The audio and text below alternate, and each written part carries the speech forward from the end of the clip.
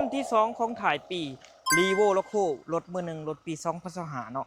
งามๆออปชั่นเต็มบอไฟฟ้าปุ่มสตาร์ทแอร์ล้างเนาะและกับพร้อมกับกล่องหอบขั้น360องศากระแจ3ดอกเนาะมีให้คิดถึงเฮา JN เราค่ะรถเราสวัสดีทุกท่านข้าพเจ้าเองโจนัสจัตสอนมื้อนี้มีรถเข้ามาใหม่อีก1คันเนาะเป็นรถมือหนึ่งรีโวโลโคเนาะปี2025นำใส่26งามสุดคันนี้เนาะเพราะว่าช่วงนึงเฮาได้รีวิวไปแล้วและก็ลูกค้าปากซองอะไรมาออกไปแล้วเนาะสำหรับดีโวโลโคเนาะลูกค้าทางบ้านหินรับเมืองปากซองแพงจะประซักเขาเองทางสวนกาแฟเพิ่นได้มาออกจ่ายเป็นเงินสดเลยเนาะแล้วคันนี้เขามาใหม่เป็นคันที่2ภายนอกสิมาเป็นเจ้าของเนาะภายนอกสิได้ของดีของงามๆแบบนี้เนาะสภาพใหม่มือหนึ่งกิ๊บเนาะทุกอย่างพร้อมกับของแจกของแถมบ่ว่าจะเป็นตู้เย็นเนาะแถมตู้เย็นบ่แถมตู้ซักผ้าหม้อหุงข้าวประกันภัยค่าทางเทคนิคขึ้นไปโอนสอกโอนซื้อที่ว่าครบทุกอย่างเนาะแล้วก็พร้อมกับอีกหลายๆอย่างเด้อทุกท่านเด้อเนาะราคาเต็มคันนี้ถูกอยู่1,480,000 บาทเจ้ามาเบิ่งรถตัวจริงก็สามารถโอ้ร่มกันได้ต่อรองก็ได้เดี๋ยวพาทุกท่านไปเบิ่งรถเกิดข้างในเลยเจ้าสำหรับจุดพิเศษของ Revo Loco เนาะจะไหลเป็นบอสไฟฟ้าปรับเลย8ทิศทางเนาะพร้อมกับพวงมาลัยมัลติฟังก์ชันกล่องหอบคัน360องศาดับเบิลสายเริ่มเนาะเกียร์ออโต้6สปีดสวยๆงามๆพร้อมกับเบาะหนังเนาะแบบนี้ระบายอากาศได้ดีเนาะสวยๆมีลำโพงตั้งถึงอยู่แผงประตูเนาะพิเศษสุดๆมีแอร์ดังให้พร้อมสำหรับรุ่นด็อกโคจะเป็นออปชั่นเต็มจาก 2.4 ประหยัดน้ำมันสุดๆเนาะเพดานจะให้มาเป็นสีดำเดือดกันได้ค่ะเนี่ยสำหรับดีโวโรโคเนาะสวยๆจุดพิเศษต่อมาก็จะให้มาเป็นโลวาเริ่มมาแต่โรงงานพร้อมกับซีเกอร์ล็อกโคเดิมมาแต่โรงงานเนาะแล้วก็พร้อมกับคิวล้อต่างๆสีลำหลานมาแต่โรงงานเด้อแล้วก็เบื้องการจับทางหลังเนาะแล้วก็การส้นหลังก็จะมีเซ็นเซอร์ทางหลังสีตัวให้พร้อมยางก็จะเป็นยางไม่ไหม้มือหนึ่งของดันล็อบเนาะเท่ๆเป็นตัวอักษรสีขาวแบบนี้ได้ยางขอบ18มือหนึ่งในยางสกอกสกัวบนท่านได้ดงดินเลยเนาะทรงดอกทรงรางเลยที่ว่างามสุดแหละคันนี้จะสำหรับลานล้างเนาะตัวนี้ก็จะเป็นแม่แห้งทวงน้ำหนักเนาะถือว่า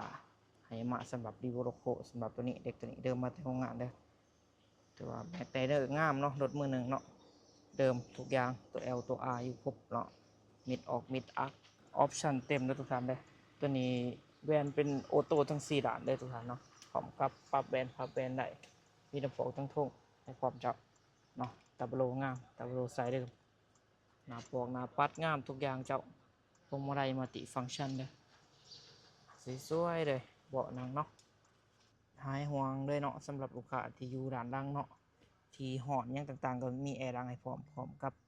ตัวสากหูสากเนาะสำหรับไทซีตัวนี้จะให้มาเป็นกระเจรีโมทเนาะ3 หลอกพร้อมกับปุ่มสตาร์ทเนาะพวงมาลัยมัลติฟังก์ชันอีโคโหมดพาวเวอร์โหมดแอร์เป็นแอร์ออโต้เลยเนาะคันนี้เนาะระบบฟังก์ชันต่างๆไม่ไงมาเต็มเลยคันนี้แล้วก็มีไฟ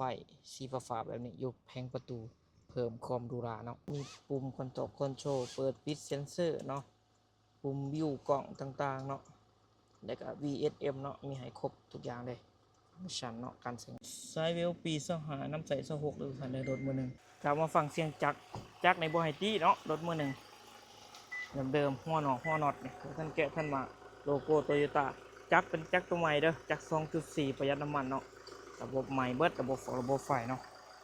โลโก้ทุกอย่างข้างหนอข้างหนาเนาะตัว R อยู่ครบเนาะลูกศรลูกซ้อนอยู่ครบทุกจุดทุกบอลตัว L เนาะอยู่ครบมีให้หมอไฟเดิมมาแต่โรงงานจักนี่นิ่มๆเนาะงามๆเลยทุกอย่างในสภาพเดิมเบิดสีกรอบสีเกอร์เนาะฝากระโปรงให้ครบเจ้าเนาะอย่าลืมอย่าพลาดสำหรับคันนี้เจ้าฝากไปตื่นรถทุกท่านเด้อกับรถมือหนึ่งดีโวล็อกโคปี